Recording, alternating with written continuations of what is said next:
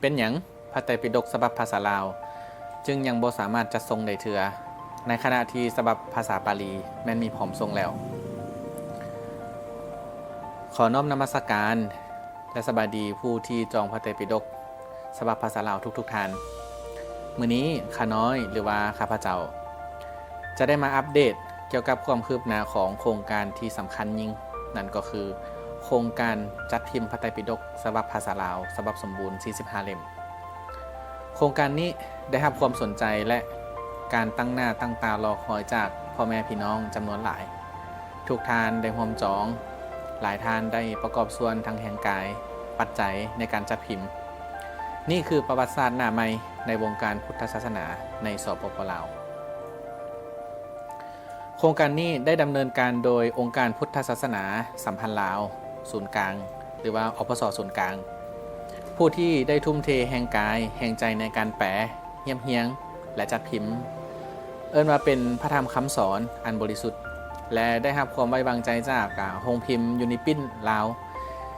ได้เป็นผู้รับผิดชอบในการจัดพิมพ์ทั้งหมด 225,000 หัว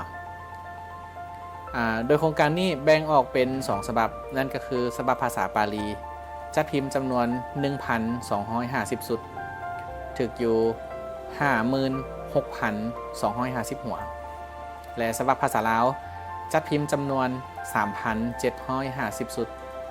รวมทั้งหมด 168,750 หัวนี่คือเป็นครั้งทำอิฐในประวัติศาสตร์การพิมพ์ของสปป.ลาวที่โรงพิมพ์ภายในประเทศสามารถผลิตปึ้มปกแข็งสวยงามและมีคุณภาพสูงในจำนวนหลวงหลายขนาดนี้นี่บ่เป็นแต่ประวัติศาสตร์ทางด้านพุทธศาสนาในลาวเท่านั้นแต่ยังเป็นประวัติศาสตร์ในการพิมพ์จำหน่ายอยู่ลาวอีกด้วยและพิเศษที่สุดโครงการนี้เป็นส่วนหนึ่งในการเฉลิมฉลองครบรอบ50 ปีแห่งการสร้างตั้งหรือว่าการสถาปนาสปป.ลาวอีกด้วย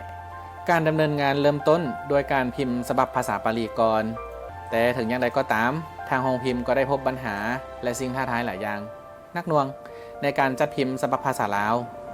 เนื่องจากว่าฉบับภาษาลาวนั้นมีจำนวนหน้าหลายกว่าและปริมาณการพิมพ์ที่หลายกว่าฉบับภาษาบาลีหลายเท่าเฮ็ดให้การคำนวณระยะเวลาในเบื้องต้นขาดเคลื่อนไปโดยเหตุผลนี้การจัดพิมพ์จึงได้เลื่อนการกำหนดจัดส่งมาถึง2 ครั้งในโอกาสนี้ข้าพเจ้าหรือว่าข้าน้อยขอขมาโทษมายังพ่อแม่พี่น้องหรือผู้จองทุกท่านด้วยความจริงใจที่เฮ็ดให้ต้องรอคอยมาเป็นเวลาดนนานหวังอย่างยิ่งว่าทุกท่านจะให้อภัยในความผิดพลาดที่เกิดขึ้นมาฮอดมื้อนี้